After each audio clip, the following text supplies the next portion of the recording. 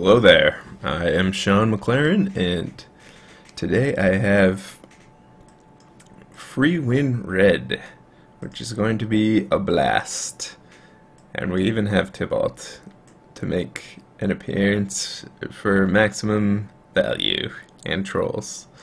Tybalt is not a very good card, but it has... Look at this artwork. Look at all that coming out of the frame smoke that Tybalt has. Like, poor Koth. He barely even breaks out of the frame with just a few of his head fins getting out of the frame. You would think a Planeswalker's power levels are dependent on how much they come out of the frame, but not so in Tybalt. Even his comb over comes out of the frame quite a bit at the top there. What about Chandra? Chandra has a comb over as well coming out of the frame, but that's it.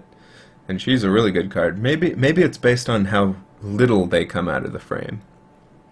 Anyways, Free Win Red. You may have seen Saffron Olive playing this deck. You may have seen Skred win a GP recently. This deck is similar to Skred, although it doesn't actually run Skred. This is more about just dropping a card that invalidates a portion of your opponent's deck.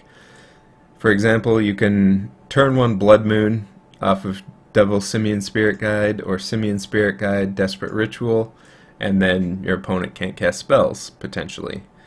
Now this only works against some decks and some hands. If your opponent has their basic lands, they'll be able to cast spells, or if they're playing a mostly red deck, they will also be able to cast their spells.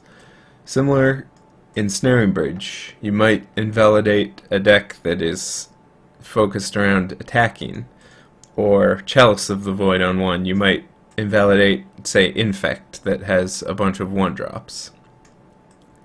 It's actually a good deck against a lot of the field, or at least cards in the deck are very good against a lot of the field. For example, Chalice is great against Infect, Blood Moon can be good against Infect, and even Ensnaring Bridge can be good against Infect in a pinch. Blood Moon can be great against Bant Eldrazi, and Ensnaring Bridge can be great against Bant Eldrazi, etc., etc. So Chandra, Torch of Defiance, is the new addition that really pushes the deck over the top. As you can see, there aren't that many win conditions in the deck, but Chandra really ties the whole thing together. And accelerating out a fast Chandra is also very good, since she produces mana as well. Other than that, your win conditions are Koth and Tybalt, or perhaps Ape Beatdown. So we have some Ghost Quarters I'm trying out. Most lists will run either Scrying Cheats and Snow-Covered Forests, or some little value land, or just even all mountains, since, I mean, the deck uses up a lot of red even though it has a lot of mountains. Lightning Bolts are not great with Chalice, since they're usually chalicing on one. Same with Relic, but early game interaction is really good, and having Relic and Anger of the Gods is great for punishing dredge decks and just hating strategies in general. And then we have our Ramp and Magma Jets. Magma Jets are going to work a bit better than Lightning Bolts in a lot of spots, especially when the Scry is relevant, or you have a Chalice on one, of course. Tybalt is, of course, for filtering your draws. Draw a card, discard a card is going to be great when you have a bunch of 1-drops in hand and a Chalice on one. That's like pure value. Or in the late game, when you have a bunch of useless lands and you're drawing a card and discarding a card at random, that's like expected value, even though it's still random. Just one Mind Stone to ramp a bit, 4 Blood Moons, a Magus of the Moon. Some decks run more Magus of the Moons, but we're just gonna try and get them in other ways rather than attacking the mana although 5 is still a lot of Blood Moons to attack the mana, and of course Magus is a bit more vulnerable than Blood Moon, since it comes attached to a 2/2 body, which can get lightning bolted.